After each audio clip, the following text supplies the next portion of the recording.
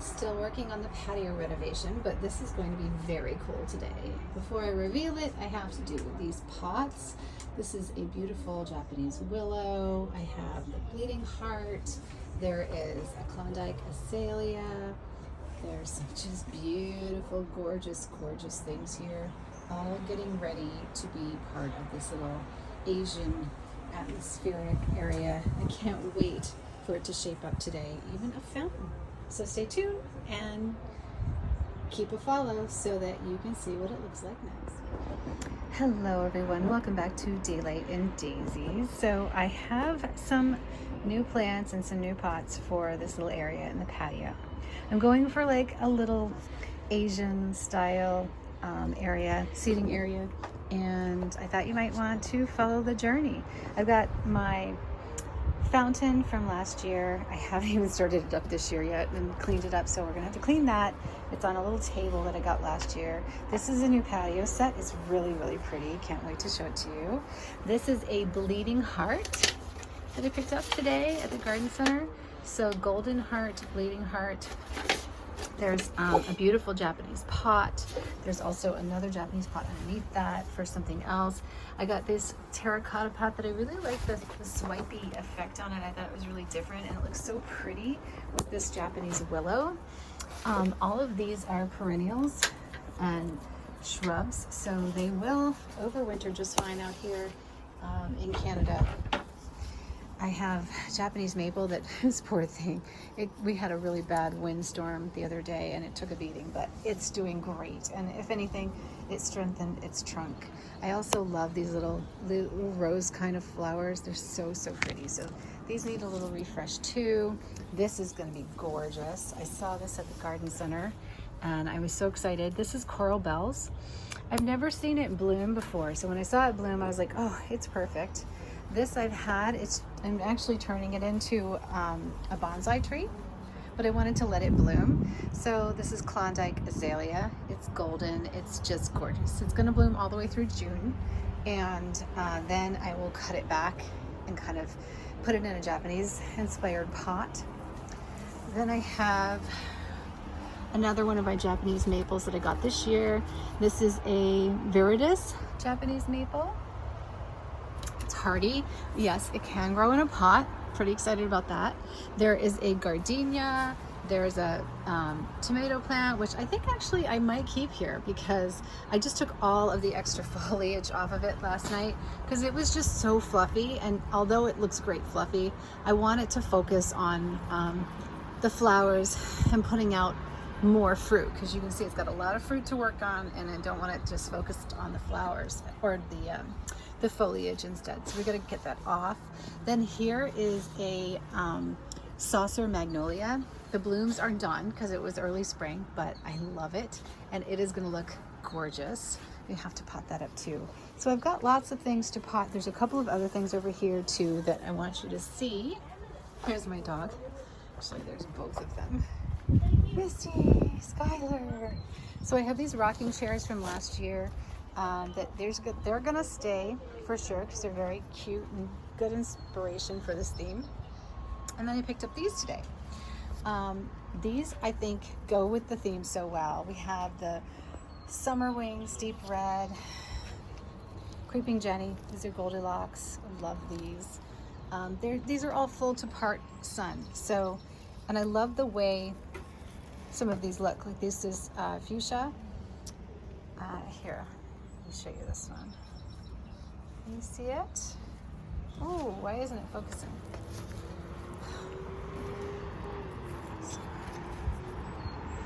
So this one is the rose purple fuchsia. I just saw these online and I loved the way they drape. You see how they drape? So I was like, oh yeah, that's definitely for me. Let me get these out so that we can, you see how they look together. And I don't want them getting crushed because I like literally hand-picked them for the shape that they were, because I didn't want really super leggy ones. I wanted ones that were kind of lower but draping already, you know? So we've got a couple of different fuchsia, a couple of different Summer wings.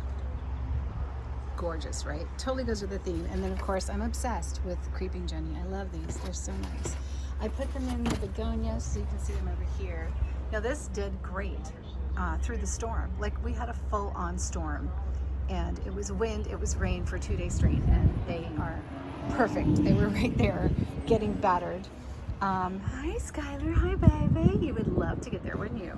So she's looking at some of my plants over there. There's roses and my herb garden and lots of veggies and things that are just thriving and doing really, really well. We're about to get some blooms. I'm waiting for these roses to bloom before I give you a little tour of all of the David Austin. What is it, baby? You can't go there. No, you eat the plants. You can't go there. So as soon as the blooms come out, which they are starting, like there's one starting, a little bloom starting. As soon as they're up and open though, I will do a tour of all the roses so that you can see what they're like. And so far, they have gone through extreme wind, extreme rain, lots of battery, and the leaves look amazing. I don't see any mold, I don't see any mildew, there's nothing. So they definitely have disease resistance, and I love the foliage. In fact, I think it's beautiful, and none of the buds even shook. I mean, they are doing amazing. I think I do see some aphids though, a little bit, but maybe not. I don't know. No, maybe not. I don't see it. Yeah, they look amazing. I don't see anything. Okay, so can't wait for these. Yeah, they look so good. I did thin out the foliage a little bit because I did see a little bit of black spotting on the leaves. So what I did is I just, there's thorns. I just took my snippers through and I trimmed them out to make them a little more aerated, because these are just gonna grow like crazy anyway. No, you did not. You ate the top off it. Naughty girl, no. Oh, I can't believe she did that. You know, you cannot be trusted. And this is the Cheyenne too, the coneflower. What is wrong with you? Look at that nonsense. Did you eat the flower? Oh my gosh. I'm gonna kill her, really. See, I leave one there, and sure enough, she eats it. Unbelievable. Naughty, naughty girl, naughty. Not for you. Come on, go back inside. Okay, so let's get a potting, and I will show you these things as they get potted up. Okay, so the name on this. I know you guys are gonna want to know what this is. So this is the Hakura Nishiki Dappled Willow.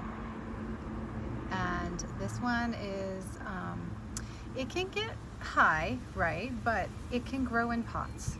So it's got like full sun to part shade. I love the pink foliage, like whitish pink foliage on it. It's gorgeous. And the beautiful, it just looks so elegant to me. And I potted it with some Creeping Jenny, and I found this really beautiful terracotta pot that has like, just kind of like a beautiful marbling effect to it, which you could probably do at home if you found terracotta and got like a couple of different colors, right? I just love it. So that is the first one that's gonna go over in the little Asian area, which is over there. So, that's what it looks like now. Yep. So this is gonna look really, really pretty. Okay, so that's the first one. I'm going to pot up the next one. So I just put this in the front of the pot. I didn't touch the roots on this because it's very fibrous, small little roots, and I didn't want to disturb it. I'm putting it in a larger pot anyway. I'm upsizing. It's doing so well, so let's just leave it alone and not break it up. I don't want it focusing on roots right this time of year anyway. I want it focusing on foliage and putting out these gorgeous, gorgeous pieces. So I'm gonna go put this in place, and we're gonna start potting the next one, and I'll show you what it looks like. Okay, so next one up, I have this beautiful Coral Bells. This is the Kira Arizona, and it is, I mean, this is good in partial shade. I don't really put these in full sun. Just keep them nice and watered, like you would a begonia, I would have to say, you know, like if you can just kind of keep the foliage from getting too wet, because it is fragile foliage, and you're going to see the roots in just a second. Let me get a pair of clippers.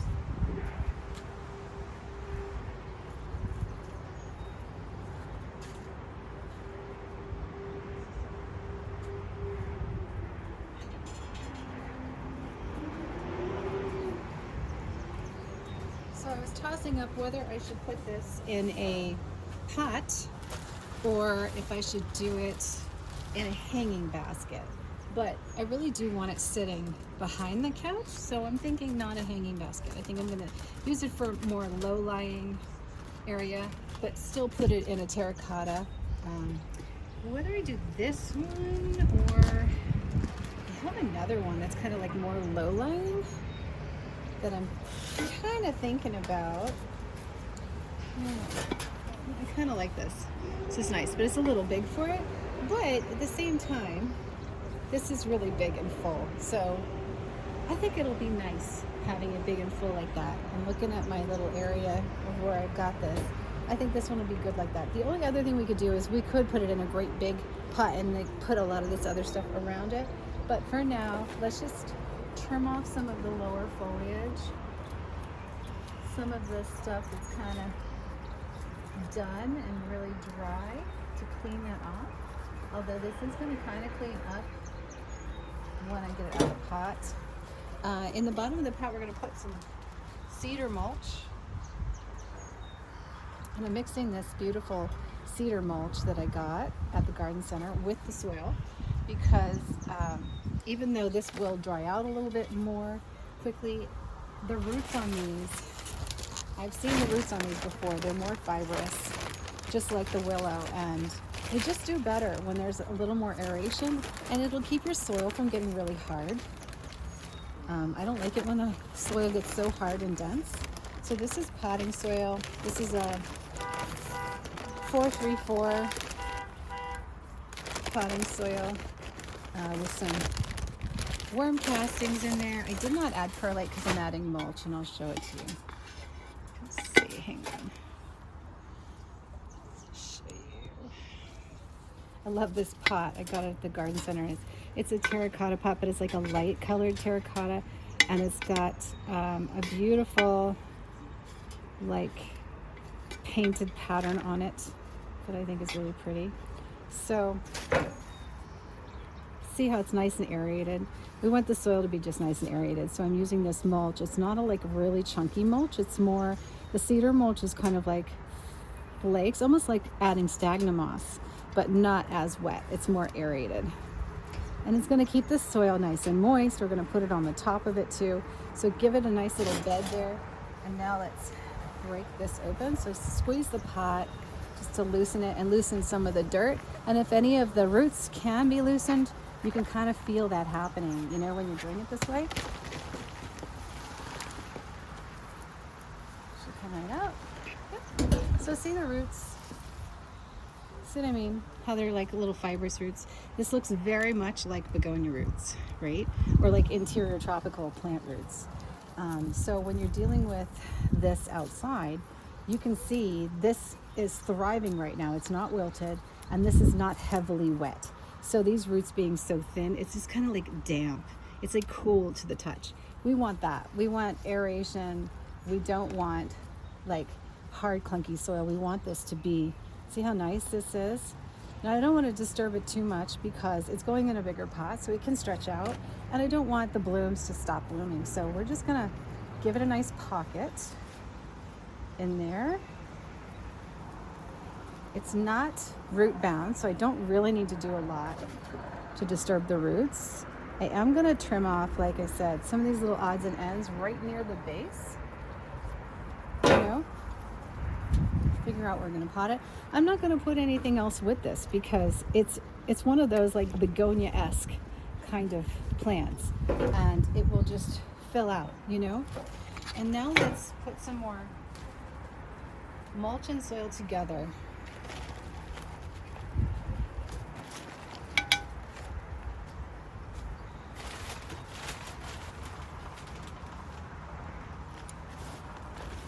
So I'm mixing up some mulch and soil. That's what I'm doing. The bottom here.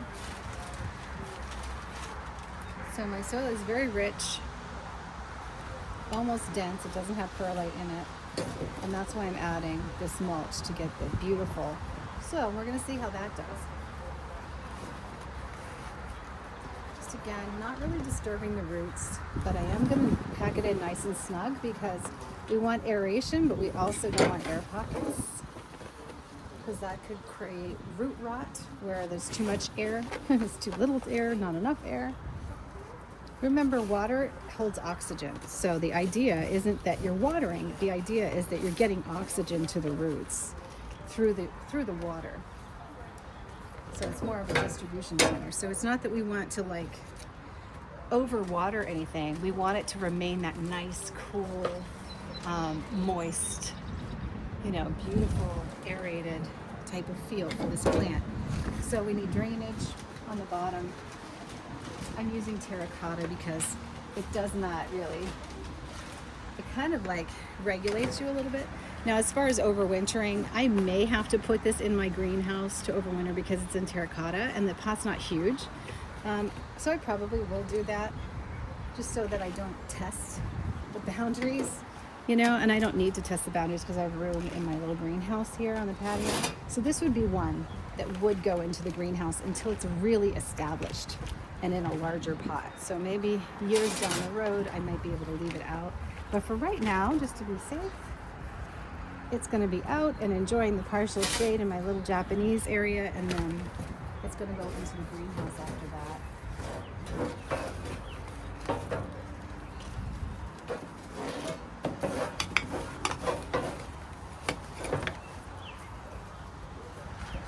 Let's make a little bit more.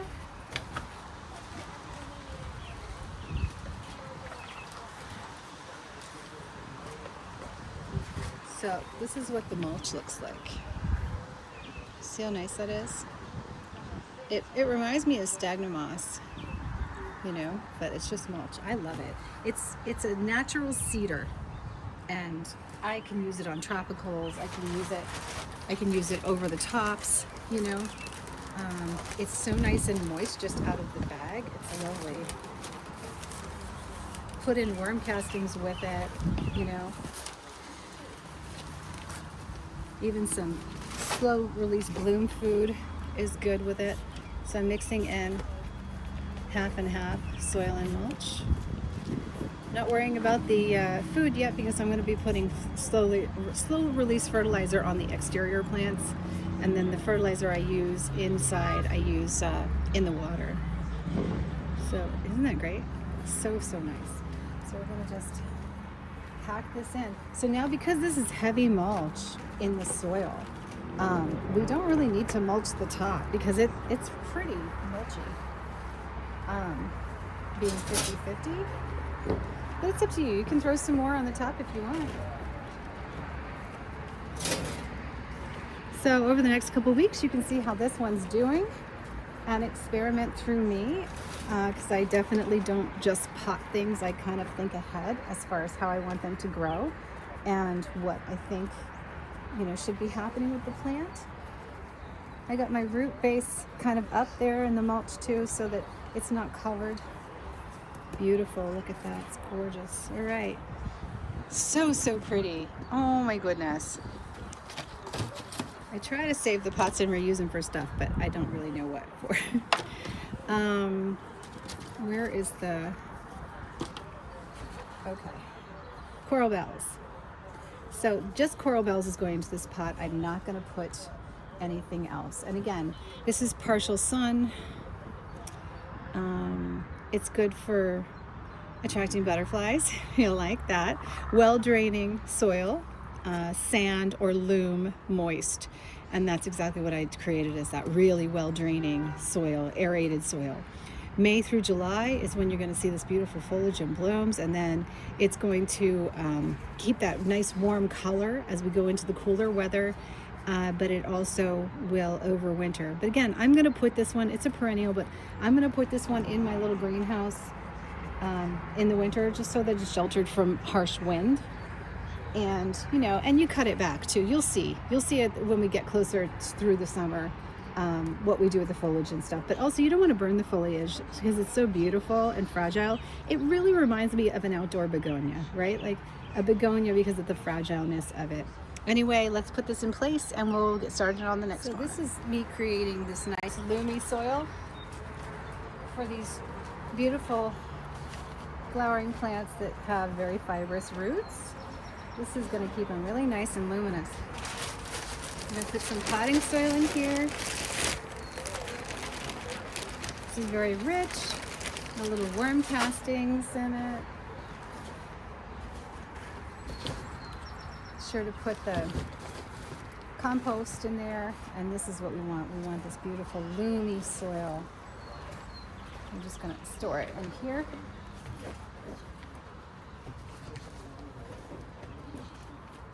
Okay. And let's get another thing going. And do another repot. So this next one is gorgeous. Isn't it beautiful? If you don't know what this is, it's just getting done with its flowers, but it is a bleeding heart. This one is the gold heart. I don't know if you can see it. Old-fashioned bleeding heart. It's a beautiful, beautiful plant. It gets part shade, part sun. There's a little break. But I got this, yes, for the beautiful bleeding hearts, but this is late in the season for this. It's already had its blooms, which I'm going to cut off because we just don't need it to focus on blooms. I want it to focus on foliage right now at this point. So we're not really going to disturb the roots. We're going to pot it in one size higher pot and use this beautiful loomy soil. Okay, moving right along. So I guess my video camera went off when I was in the middle of potting one of the beautiful things for the little Japanese area. So this is the Acer and Palmatum dissectum viridis. It is gorgeous. Gorgeous. It's so pretty. I'm so excited about this tree. I have been looking for one of these and I found one, and I'm thrilled to have it in this little kind of Japanese garden area. So pretty. So we're gonna do it in a pot. It's gonna be in this pot to begin with, right? I don't mind repotting it if it needs it, but it's not really, you know, this is good, right? We don't want it to be too big right off the bat. I mean, I guess you could, but I wouldn't. I would just kind of go up a pot size as it needed it, because I find that their roots are not that thick. So let's pull it on out so you can see what it looks like. See what I mean? Not root bound at all, and fibrous roots. So we're not even gonna mess with it. We're just gonna put it at, like, deep enough in here.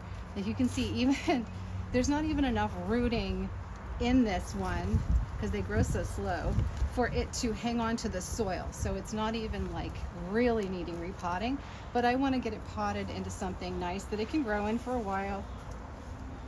So I'm going to put it about like that. I don't want to cover it too much, but I want it so that there's an inch or two on top, right? And we want it in nice and snug, because as always, when you have fibrous roots, and this has a little bamboo stake. As always, when you have fibrous roots, what happens? You want to take care of the roots. You don't want it to be too clunky with the soil. So we're going to add a lot of potting mulch, which you can't see because my beautiful tree is in the way. So let's see if we can move it so you can see what's going on underneath it. Okay. Maybe that. Blowing around. Okay, I think you can see that. Yes. And if it's at an angle slightly, you'll be able to see what I'm doing. Okay, here we go. So we're going to be mixing mulch with soil. And I have two kinds of soil. I have an acidic soil. that I have been adding as a little bit of an amendment to my Japanese maples. So this is a acid-loving plant and berry soil, and it just raises the pH a little bit. Not a lot. We're going to check it as time goes on and make sure it's okay, you know, but, and more on that later. As I do plant care, I will tell you guys all kinds of good tricks that I've learned and picked up. Okay, and then this is a soil for, this is actually very, very similar to the acidic soil, but it's got no like real amendments in it. You can see it's just like, it's soil. So what we want to do is we want to amend it. So we're going to be taking our soil, and one thing we're going to do is we're going to include this beautiful cedar mulch. That's all you really need to do to aerate the soil, because this cedar mulch is beautiful, and you can see how gorgeous it is the minute I mix it in. So whether you want to put in worm castings now or do it later, I'll probably just put it in at the top when I water and give it nutrients as I water. I'm not really going to mix perlite and stuff in it because it's just kind of like an overkill. This is fine. If you have compost, this is a good time to mix in compost as well. Worm castings, also good, you know. But I usually kind of incorporate that in as I go along if I don't have it on hand. And then we want to stake it, and we want to press it down so that it's nice and snug in its little bed. Right now, this is really, really moist soil. This cedar mulch keeps things so moist. It is beautiful. You see how nice and moist that is? And then I'm going to cover it with additional cedar mulch. And this is going to help with the watering, because when things have fibrous roots, it's kind of, I'm always saying, think of it like begonias, you know, like fragile begonia or something tropical that has more fibrous roots. And you know how like you usually bottom water them and you're very fragile with them. These are like that. They do great when they're potted in the ground because they can seek out the amount of water they want. But like when you have it in a pot, it's up to you. So because that's up to you, you got to kind of, you know, watch it and baby it a little bit. So we're going to protect it with a few inches of the cedar mulch. Cedar mulch is also mixed in the soil, and we're going to keep checking the soil to see the pH and also the moisture level. So I want it moist to the touch, but not wet.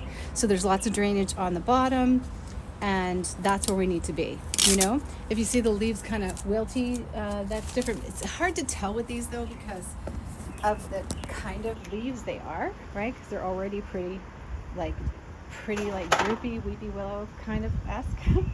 But that's what I do with my Japanese maples, or what I have planned for them.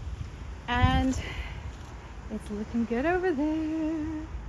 My little area's looking good. All right, let's go put this in place, and then we'll get the next one out. And you can see what we've got at the very end of the video. So next I'm going to be potting up this beautiful, beautiful azalea. It's just getting through its blooms. And I love this. I think I have plans to make this into kind of a bonsai, but I don't even care. It's just so pretty. I don't think I'm going to let it go past what it is. Like I'm going to cut it back after the blooms are done, but we're going to see how it goes. I tend to just kind of like look and see. Now when the blooms, one thing about this is when the blooms are finished, you'll see them fall off and you'll see these little spikes, like little seed spikes that are left, and you want to trim those off. So if you don't take the full head off, you want it to then start working on foliage. So in order for it to do that, you want to take these little ends right off, and you can just like pick them right off. Otherwise, it will think that it needs to go to seed, you know, like, and start spreading its seed to continue on. But we don't need it to really do that. We want it to like work on foliage once the spring blooms are done. But I'm going to go ahead and pot it because it's the end of the season. I was waiting for it to finish. I didn't want to trim it or do any of that because it would disturb the blooms, and I just couldn't wait to see these gorgeous blooms. There's even still more, so we're not going to disturb the roots, but we're going to put it in a little bit bigger pot Not much of a bigger pot actually, because I don't want to encourage it to grow too big. So I'm just gonna use this one, and we're gonna see how that goes. So let's just get in there and see what it's like. So as usual, you want to push on it. These have very fibrous roots and they're usually pretty pot bound. I let this one get wet so that I could see what it was doing. I might have to cut it up pot there. Oh, it's coming. I'm just kind of pushing on it with my knees because my hands aren't very good. I think I'm going to cut it. Makes it easier for me. Because I don't need this pot, and it's such just a cheap, flimsy pot anyway. We do not need it. So I'm being careful lifting it. It doesn't look like I'm being careful, but I am. I'm not trying to cut anything. See how fibrous the roots are? So in all this stuff, especially these flowering trees, the roots are really fibrous, and when they are, you need a lot of aeration in the soil, and this is actually more compacted soil than I'd like to see, you know? So when you see that, and you can't really break it up much, you're gonna see if it does repot. It does repot. I don't know that, I mean, I'd like to see it in a little bit deeper pot. Personally, I might change the pot. Let me see if I have one just a bit deeper. Maybe self-watering would be good.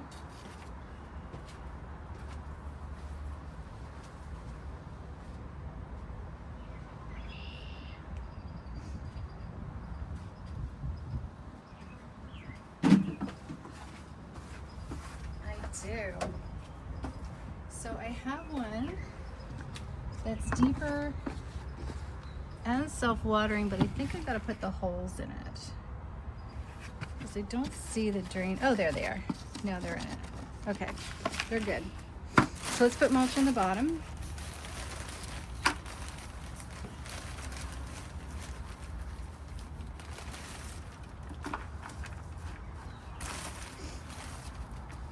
And let's see how this fits. Yeah, much better. That's what I'm looking for. So just a little more room, but not so much room that, you know, I wanted to, this was a little wet, you know? Not that it did badly. It didn't do badly, but the soil is so dense. It's just really, really dense.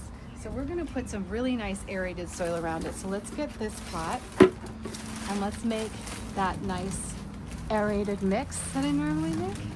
So we're going to do half and half mulch. On this one, the flowering, I'm also going to put a little bit of that acidic soil. So I just find that it works really well for all of these. Just a little acidic soil. So maybe like 50% mulch, 50 or 25% acidic soil, and 25% regular, like tree or shrub potting soil. Oh, they're so heavy. They're all wet because of all the rain we had. So heavy. You can feel the struggle, right? Okay, let's mix this together. It's so wet. Yay. Okay, we want it, no chunks. We want this to be nice and mulchy. It's already soaked, so we definitely don't need to water this poor plant. It's gonna have too much water. I just want it to be with fibrous roots. It's actually too watered right now because we had a storm. So it not only has fiber, like almost pot bound with its roots, because the soil just feels so dense around it, but we want to aerate the soil around it and keep it moist but not this wet. And this is really going to help do that. Okay, we're going to start filling that in. And this is very good aerated mix. So you want to make sure there's no additional holes. So definitely push it down in there. Just because I say it needs aeration doesn't mean you need to leave air pockets. in there. Definitely no air pockets. Let's check that we're potting this straight. Get to the end and have it potted crooked. That'd be fun. Dump it all out.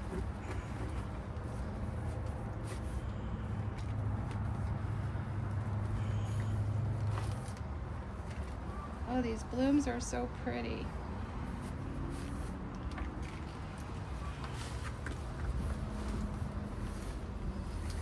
Does anybody else leave your blooms and leaves for leaf mulch? I don't really mind it.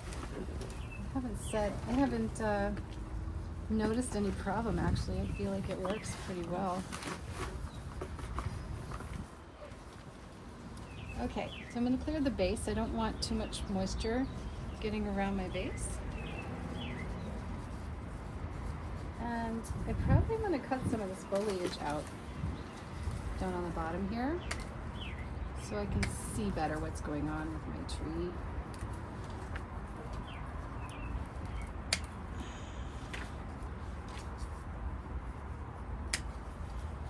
That allows me to keep tabs on what's happening down here.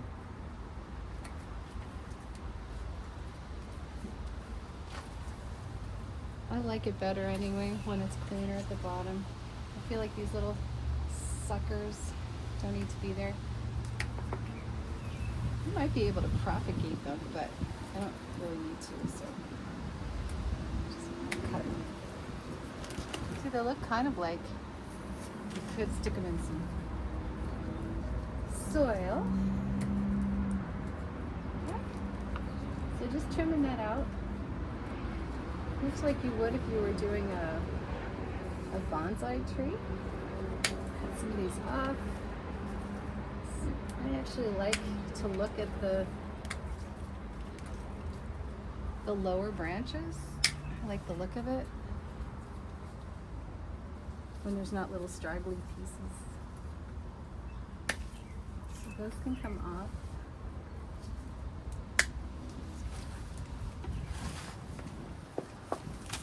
Good. Lovely. Yeah, I haven't decided if this is going to be a bonsai tree yet, but like I said, I'm pretty okay with it looking like this. I love it the way it is. I'm going to be keeping this for myself anyway. So let's see what it does when we cut these little suckers off. Okay, we'll leave the rest. So pretty. Oh my goodness. Here, let me show it to you. Dirty hands and all. Isn't that gorgeous?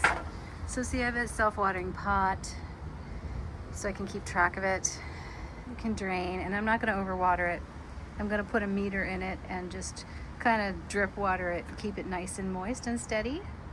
So pretty. All right, let's put this in place and I will show you guys what I potted up today.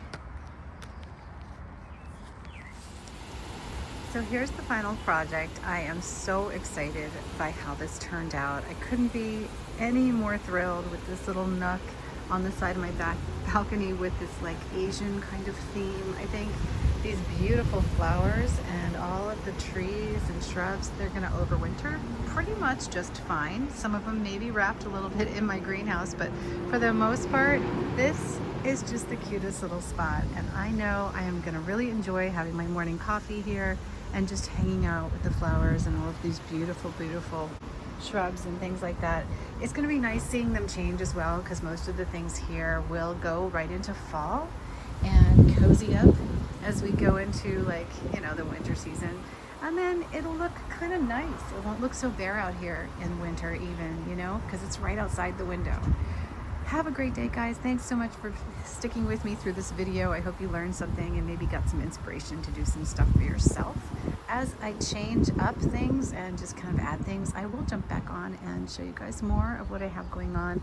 I have 3 other areas on this patio that I still have to finish. So lots to do this summer and lots of things to make and pot. I hope you have a wonderful day and thanks for joining. Bye.